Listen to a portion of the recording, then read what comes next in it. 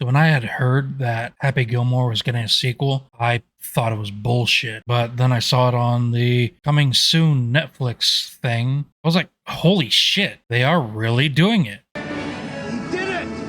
The son of a bitch did it! Now, I loved the first one. I mean, it would be another top 10 if I had that list, but that got me worried for this movie. Would it hold up to the nostalgia, and would they be able to pull off the same type of jokes? I'll be honest, I had my doubts. It looks like they brought as many people as they could back from the first film that are still alive, and some that aren't with the help of archived footage. Now, here's an attempt at a quick past rundown. The returning Adam Sandler and Julie Bowen play Happy and Virginia Gilmore. Christopher McDonald plays Shooter McGavin. Ben Stiller plays Hal L. The new Sonny Sandler, Maxwell Friedman, Philip Schneider, Ethan Kakowski. Connor Sherry plays Vienna, Gordy, Bobby, Wayne, and Harry Gilmore. Bad Bunny plays Oscar Mejias. Benny Safdie plays Frank Manatee. Haley Joel Osment plays Billy Jenkins. Val Crawford plays Slim Peterson, son of Stubbs Peterson, Happy's original mentor. And then we got the regulars: Jackie Sandler, Steve Buscemi, Kevin Nilsson, Nick Swartzen, John Lovitz, Rob Schneider, Blake Clark, to name a bunch. I don't know if this is considered a hot take, but I think it is just awesome that Sandler gets to work with family and friends. I mean, who wouldn't want to do that? Unless you have family issues, which valid, but still, working with friends just sounds amazing to me. All right, so after Happy wins the 98th Tour Championship, Happy and Virginia get married and have 5 kids. All the while, Happy is playing golf and Virginia is managing him, I guess. Winning 5 more championships through the years. Everything is going great until a tragic accident happens, and Happy decides to retire. Then he starts to drink, and eventually he and his 5 kids get kicked out of his grandmother's house after being sued for beating up a person repossessing his car because he thought the dude was trying to steal his car. So the family's getting by. Happy is working at a grocery store when he gets approached by Frank Manatee, the villain of our story. They have a conversation. Frank remarks how he thinks golf is boring and Frank wants to revolutionize it. And of course, Frank wants Happy to join him. Join me. And play what Frank is calling Maxi Golf. Happy says no. I'll never join you! One thing leads to another, words are exchanged, and Frank ends up in a lobster tank. But then Happy's daughter, Vienna, has an opportunity to study ballet at a 4-year ballet school in Paris. But it costs $75,000 a year. It's $75,000 a year. That's 4 years. That's 333 grand. That's terrible math, Johnny. It's 300 grand. So after some back and forth, Happy decides to start golfing again. And he sucks.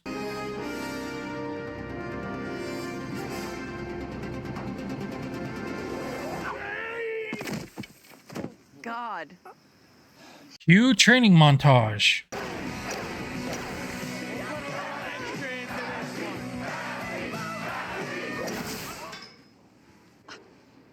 I am so sorry. I did not mean to do that. Oh, I should probably mention, ever since the 98th Tour Championship, Shooter McGavin has been in a psych ward. That's a fine jacket! Fine jacket, shooter's door! Oh my God! It is until Frank basically breaks him out because he wants Shooter to coach his team. Frank challenges normal golf, and who loses doesn't get to play their style of golf anymore. So the challenge is 7 holes, but it's like best out of 5 with 5 golfers on a team, and it's like 1v1 with some weird ass setup, like one hole has like a forest where the fairway is supposed to be, or there's a hole where the tee off place and the green are covered in snow and ice. Another, the bunkers are on fire, and the last hole is like 1,000 yards with the green being on like a balance platform thing that can rotate. Oh, also the golf carts are now ATVs, and some of it looks like they're playing polo.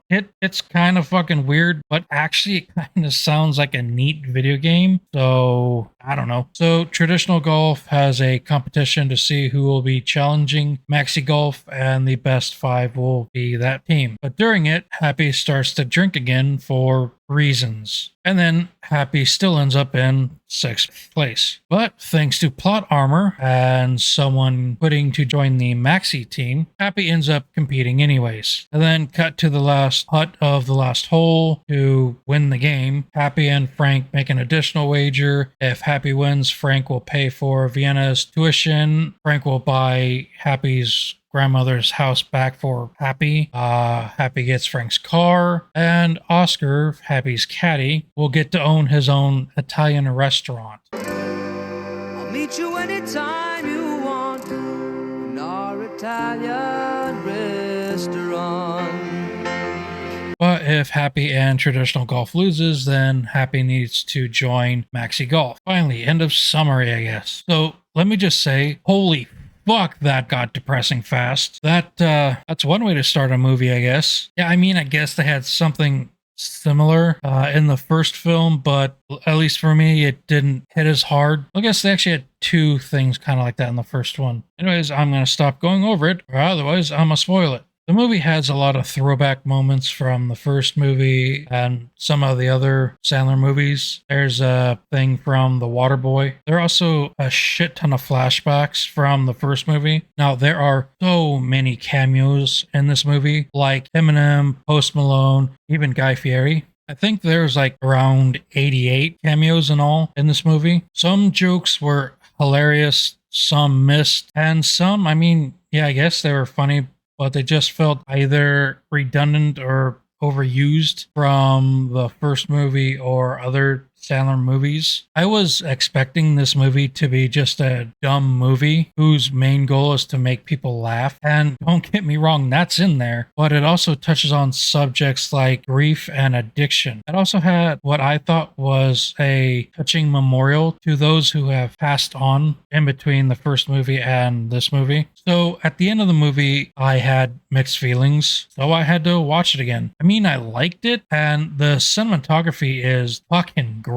It's just, I don't know, it definitely feels like a streaming movie, if that makes sense, which isn't a bad thing per se. Look, a lot of people aren't gonna like this movie, and most of those people just don't like Sandler movies, so that's to be expected. But even still, I'm not so sure that people who love Sandler movies are gonna love this movie. Oh, and hey, if Sandler movies aren't your cup of tea, that is completely fine. You're entitled to your own taste, and that is wonderful for you. Me personally, I love Sandler movies. Not all of them, but there's a fair bit of them. You know, actually, come to think of it, I don't think I've absolutely loved one of his movies since probably Little Nicky. I mean, I thought the murder mystery movies were kind of good, maybe even pretty good, but the other recent films, I mean, I guess I thought the grown-up movies were all right. Anyways, not the point. Maybe it's just because I really wanted to like this movie as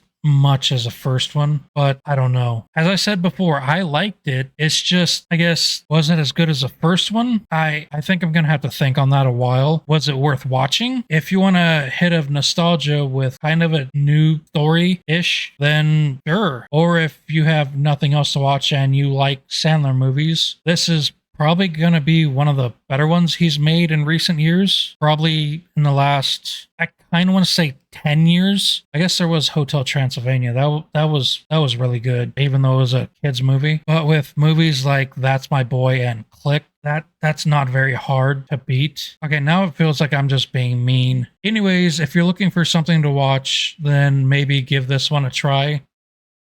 No, I'm not going to say give this one a swing. Anyways, that does it for this video. Thank you for watching, and I hope to see everyone in the next one.